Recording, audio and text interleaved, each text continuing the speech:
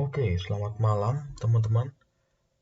Perkenalkan, nama saya Yosef Triadi Setiawan Santoso. Saya dari golongan C dan NIM saya terpampang di sini. Saya akan menjelaskan mengenai dashboard dan scorecard. Oke, next. Di sini bisa kita lihat ada berbagai sumber yang mengatakan, namun yang saya cantumkan di sini tuh ada dua, yaitu menurut Wayne and Carson dan Stephen Field. Beliau mengatakan bahwa dashboard dapat didefinisikan sebagai mekanisme penyajian informasi secara visual di dalam sistem manajemen kinerja yang menyajikan informasi kritis mengenai kerja proses operasional secara sekilas. Itu menurut Wayne Eckerson. Setelah itu menurut Stephen Field, tahun 2006, dashboard dapat diartikan sebagai tampilan visual dari informasi yang penting yang diperlukan untuk mencapai satu atau beberapa tujuan dengan mengkonsolidasikan dan mengatur informasi dalam satu layar.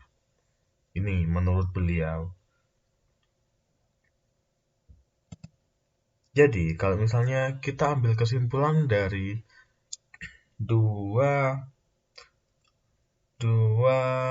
ahli yang menyampaikan mengenai dashboard. Dashboard itu adalah sebuah aplikasi yang berfokus pada penyajian data atau informasi agar terlihat lebih menarik dan mudah dipahami, yang bertujuan untuk membantu dalam hal pengambilan keputusan.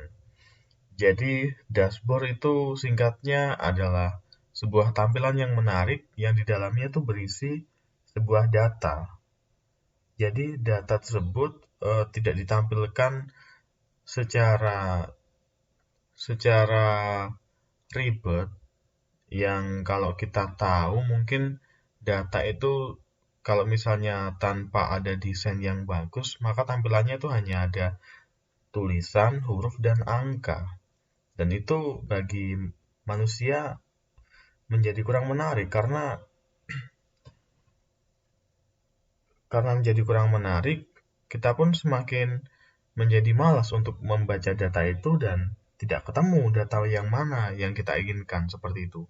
Nah, dashboard ini membantu kita untuk menyimpulkan data yang ditampilkan, data yang banyak yang ditampilkan, agar kita itu lebih tertarik untuk membaca data tersebut dan data yang kita inginkan dapat lebih cepat untuk dicari, seperti itu.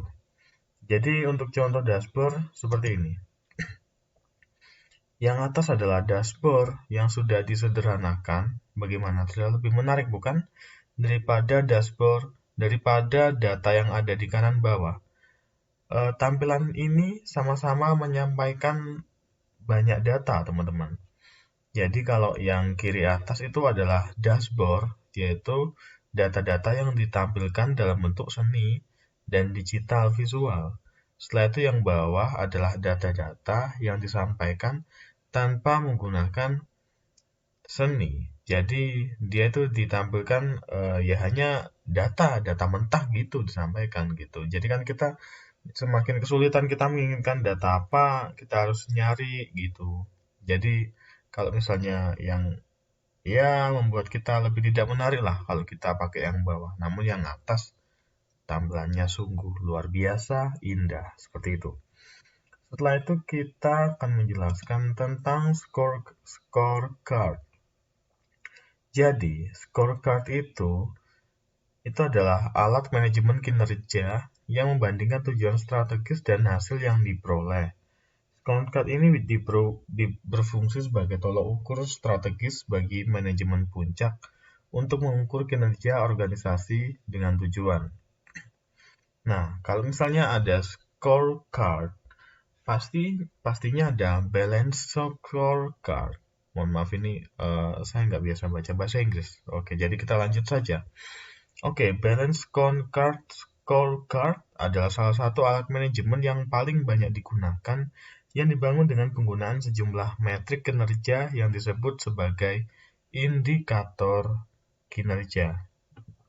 Jadi balance scorecard ini dioperasikan dengan empat perspektif, teman-teman, di mana tujuan itu ditetapkan untuk setiap perspektif.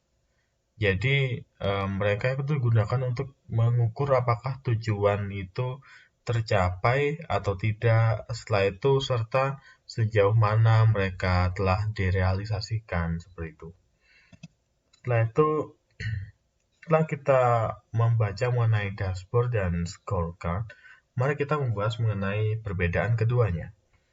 Dashboard itu adalah sistem pemantauan kinerja, sedangkan kartu skor adalah sistem manajemen kinerja.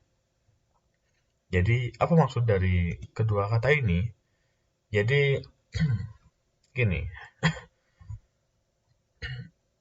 dashboard itu mengacu pada alat visualisasi data, di mana data yang didapatkan secara mentah itu divisualisasikan menjadi indah, lalu ditampilkan dengan baik. Jadi, dashboard itu gunanya untuk pemantauan kerja. Jadi, mereka itu tahu pekerjaan ini sudah di mana seperti itu. Setelah itu kalau misalnya dalam perusahaan mengalami penurunan produktivitas, sang pemimpin bisa tahu dengan melihat dashboard apakah yang terjadi dengan perusahaannya, kenapa produktivitasnya mulai menurun seperti itu. Kalau yang dashboard itu biasanya digunakan di tempat-tempat yang memiliki operasional tinggi. Seperti saya ambil contoh di perkantoran itu biasanya menggunakan dashboard. Setelah itu di perusahaan. Karena apa? Karena para pemimpin mereka ingin memantau bagaimana kinerja anak buahnya ya, ini istilahnya. Para kinerja anak buahnya dengan simpel, apakah ada produktivitas yang menaik atau menurun. Setelah itu mereka juga bisa mengetahui apakah yang menyebabkan hal itu terjadi. Seperti itu. Setelah itu kartu skor adalah sistem manajemen kinerja. Jadi scorecard itu sebuah alat buat manajemen kinerja yang membandingkan tujuan strategis dengan hasil yang diperoleh. Jadi scorecard ini biasanya menggunakan waktu seperti mingguan, bulanan, atau tahunan. Jadi, dia itu bisa mengetahui sasaran yang ditentukan, setelah itu memungkinkan pengguna untuk menganalisis seberapa baik kinerja dari salah satu dari mereka. Ya, maksudnya salah satu dari perusahaan itu, gitu. Oke, sekarang kita lanjut. Oke, saya rasa itu penyampaian dari saya tentang dashboard dan kartu skor atau yang sering kita sebut scorecard dalam bahasa Inggris. Terima kasih telah menonton video ini. Jika ada yang kurang jelas, silakan disampaikan. Mungkin dari teman-teman ada masukan mengenai perbedaan keduanya, mengenai kedua hal ini, bisa tulis di kolom komentar. Sekian dari saya, terima kasih, sampai jumpa.